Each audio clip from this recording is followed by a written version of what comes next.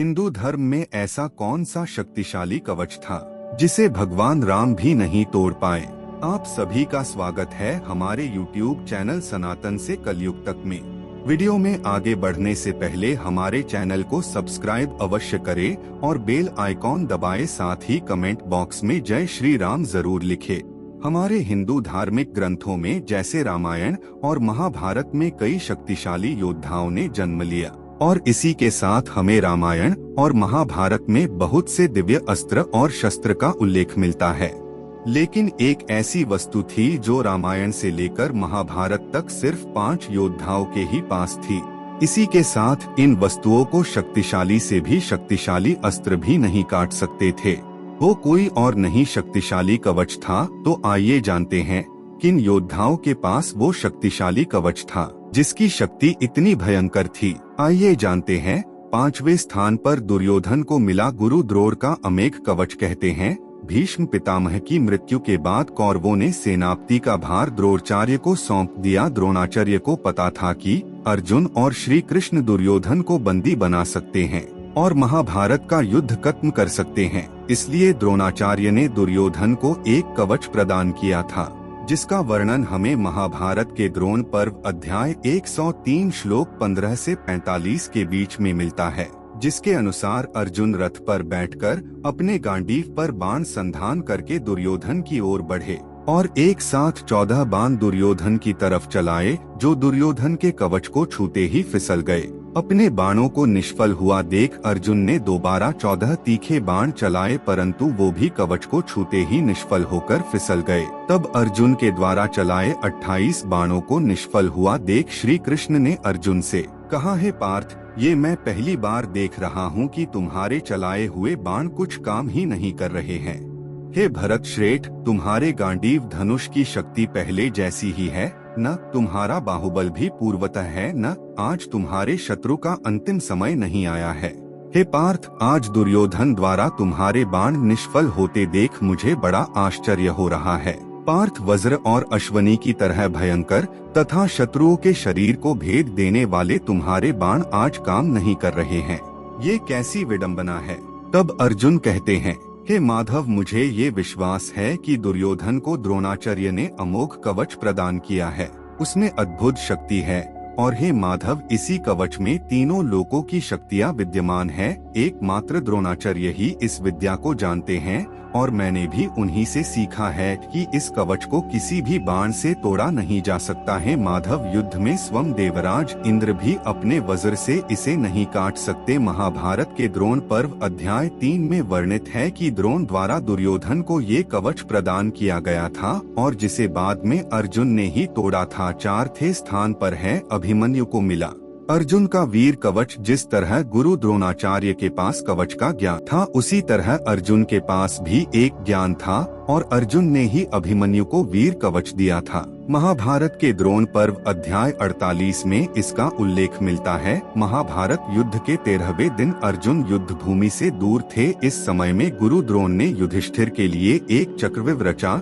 लेकिन अर्जुन पुत्र अभिमन्यु चक्रव्यूह भेदना तो जानते थे लेकिन उससे निकलना नहीं। चक्रव्यूह के अंदर जाते ही अभिमन्यु ने कौरव सेना को मार गिराया, जिसमें दुर्योधन का पुत्र लक्ष्मण मारा गया। अभिमन्यु उस चक्रव्यूह को लगातार वीरों की तरह भेदते जा रहे थे और सभी का वध करते जा रहे थे। उसे देख अभिमन्यु के बाणों से घायल हुए कर्ण ने कहा, हे गुरु द्रोण, आखिर हमारे बाण अभिमन्यु का कुछ क्यों नहीं बिगाड़ पा रहे हैं। इस पर हंसते हुए द्रोणाचार्य बोले, हे कर्ण, अभिमन्यु का कवच भेद नहीं सकते थे और यह वीर कवच है। मैंने इसके पिता अर्जुन को कवच धारण करने की विधि बताई थी। क्रोध में कोई भी महारथी इसके छिद्र को नहीं देख पाते हैं।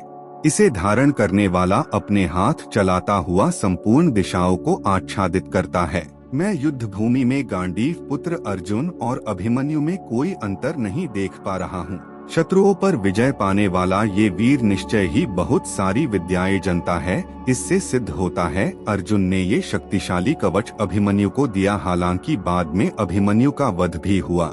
3वें नंबर पर अतिकाय को मिला ब्रह्म कवच। अतिकाय रावण और उसकी दूसरी पत्नी धन्यमालिनी का पुत्र था। अतिकाय अपने पिता रावण की तरह निडर स्वभाव का था। अतिकाय ने भगवान शिव को प्रसन्न कर बहुत सी विद्याएं सीख ली थी और अनेक देवताओं से भी अनेक अस्त्र शस्त्र प्राप्त कर लिए थे। कहते हैं अतिकाय ने ब्रह्मा जी की घोर तपस्या की थी और उन्हीं से उसे ब्रह्म कवच मिला था, जो उसे दिव्य अस्त्र शस्त्र से बचाता था और उसे अजेय बनता था। आदिकाय ने शेष अवतार लक्ष्मण जी को भी चुनौती दी थी। वही जब अतिकाय का लक्ष्मण जी साथ घनघोर युद्ध हुआ तब अतिकाय उनके सभी अस्त्र शस्त्र को काट देता था, इसलिए लक्ष्मण जी अतिकाय का वध नहीं कर पा रहे थे। तब विभीषण के बताने पर लक्ष्मण जी ने अतिकाय पर ब्रह्मास्त्र चलाया था, क्योंकि ब्रह्म कवच को केवल ब्रह्मास्त्र से ही काटा जा सकता था। इस विषय में आपको संपूर्ण जानकारी रामायण और वाल्मीकि रामायण में अवश्य मिल जाएगी। दूसरे नंबर पर कर्ण को मिला कवच और कुंडल। कहते हैं कर्ण माता कुंती और सूर्य के अंश से जन्मे थे। इनका जन्म कवच और कुंडल के साथ हुआ था और ये कवच और कुंडल अमृत से निर्मित थे। इन्हें पहनकर कोई भी उन्हें हरा नहीं सकता था। कवच को कोई भी बाण, अस्त्र शस्त्र, हथियार भेद नहीं सकते थे और इसलिए कर्ण से अर्जुन की सुरक्षा के लिए स्वयं उनके पिता इंद्र और भगवान श्री कृष्ण भी चिंतित थे। वेद व्यास द्वारा रचित महाभारत में कर्ण को एक युवा योद्धा के रूप में प्रस्तुत करते हैं। कर्ण के कुंडल और कवच उन्हें कभी न थकने वाली स्फूर्ति प्रदान करते थे। साथ ही कवच उनकी अस्त्र शस्त्र से सुरक्षा करते थे और ये उनके शरीर से जुड़े थे। कर्ण के कवच और कुंडल अमृत से जुड़े थे, इसलिए उन्हें मारा नहीं जा सकता था। इसलिए भगवान श्री कृष्ण और इंद्र को छल का सहारा लेना पड़ा। सभी जानते थे कर्ण दानवीर योद्धा थे और सुबह स्नान के बाद वो दान देते थे। ऐसे में इंद्र ब्राह्मण के रूप में आए और उन्होंने उनसे उनका कवच और कुंडल मांग लिया। कर्ण को पता था कि ये स्वयं भगवान इंद्र है। फिर उन्होंने उन्हें अपने कवच और कुंडल दान में दे दिए। बदले में स्वयं इंद्र ने उन्हें एक शक्ति प्रदान की थी, जिसका इस्तेमाल वो एक ही बार कर सकते थे। कर्ण के पास अगर उनके कवच और कुंडल होते तो क्या उन्हें मारा जा सकता था या नहीं? सभी कमेंट में बताएं। अब हम बताते हैं। सबसे पहला कवच जो स्वयं हनुमान जी के पास था और ये कवच था राम नाम का। जैसा कि हम सभी जानते हैं, रामायण में राम जी के अन्य भक्त के रूप में हनुमान जी को पूजा जाता है। वो आज भी अजर और अमर है, लेकिन उनकी सब शक्तियों में सबसे शक्तिशाली राम नाम का कवच था। कहते हैं जब राम जी और हनुमान जी में युद्ध हुआ था, तब हनुमान जी के राम नाम कवच ने उनके सभी बाणों को निरस्त कर दिया था। इसका वर्णन हमें हरिवंश पुराण में भी मिलता है। एक बार जब राजा ययाति ने गुरु विश्वामित्र की निंदा करी तो गुरु विश्वामित्र बहुत ही रुष्ट हो गए थे और अपने गुरु विश्वामित्र के अनुसार राजा राम को ययाति को मारना था। अपने ऊपर संकट आता देख उन्होंने संकटमोचन हनुमान जी से शरण मांगी और माता अंजनी के कहने पर हनुमान जी ने ययाति की सुरक्षा का वचन दे दिया। इसलिए विश्वामित्र के निर्देशानुसार राम जी को ययाति को मारना था और हनुमान जी को उन्हें बचाना था। ऐसे में हनुमान जी अपने आराध्य श्री राम जी से कैसे लड़ सकते थे? दोनों सेनाओं में महायुद्ध होने लगा और जब राम जी और हनुमान जी आमने सामने आए तो राम जी ने हनुमान जी से पीछे हटने को कहा, लेकिन हनुमान जी अपनी माता को दिए हुए वचन से वचनबद्ध थे। ऐसे में राम जी को अपना सबसे भयंकर राम बाण उन पर चलाना पड़ा।